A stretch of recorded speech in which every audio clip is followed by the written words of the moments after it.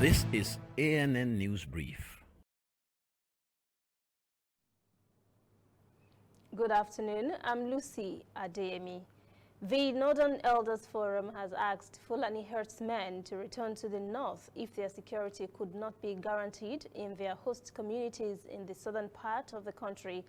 NEF also told northern governors to commence preparation to receive the Fulani communities being ejected from southern states. Several leaders, especially in the southwest, have clarified their security concerns.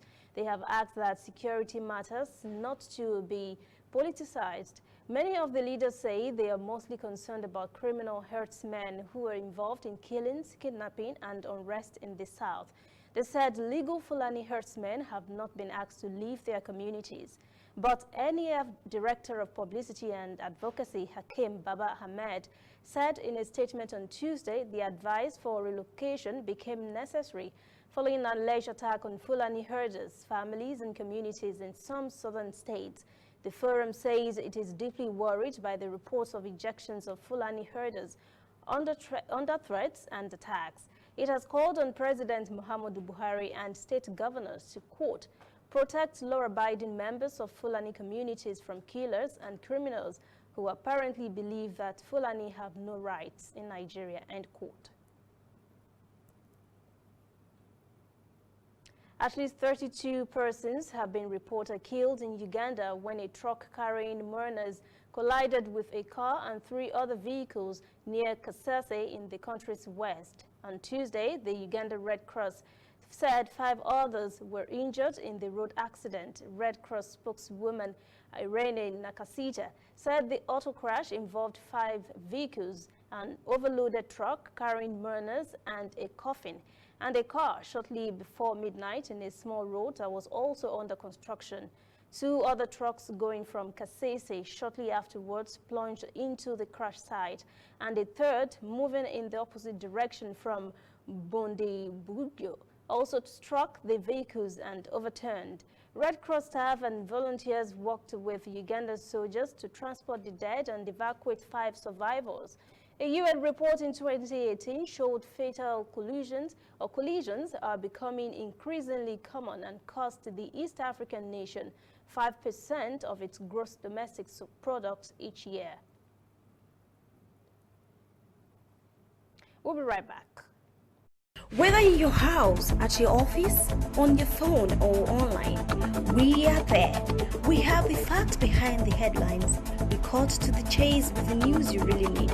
We cover every angle. We are the bigger, better news network. We are African News Network. ANN. Watch ANN News on MITV from a truly African spirit. Authorities in Rwanda's capital, Kigali, have begun food distribution to families affected by COVID-19 lockdown. Minister of Local Government, Professor Shiaka Anastasi, says local authorities supplying food from home to home should keep the COVID-19 guidelines in mind. By Tuesday, 133,000 households with a population of more than 500,000 consisting of families that have diminished their savings are said to have received more than 3,100 tons of food, consisting of beans and maize flour. The first phase consisted of 72,000 families receiving 1,700 tons, while the second phase would receive 1,450 tons.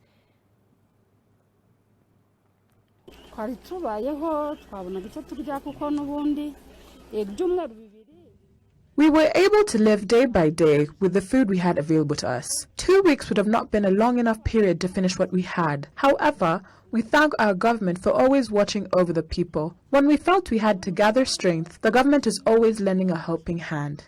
It is only right for us to thank God and ask God to bless them for taking care of our communities.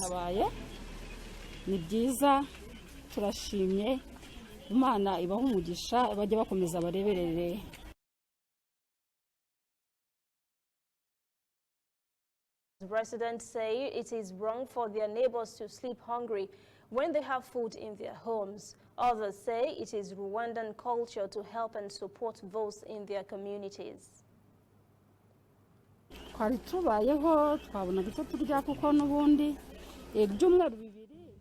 We were able to live day by day with the food we had available to us. 2 weeks would have not been a long enough period to finish what we had. However, we thank our government for always watching over the people. When we felt we had to gather strength, the government is always lending a helping hand. It is only right for us to thank God and ask God to bless them for taking care of our communities.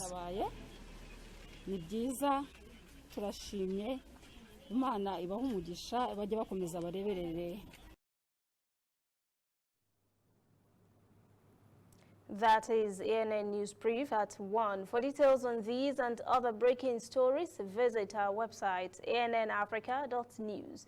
Conversation continues on our social media platforms, Twitter, Instagram, and Facebook at ANN Africa TV. I'm Lucy Adeyemi.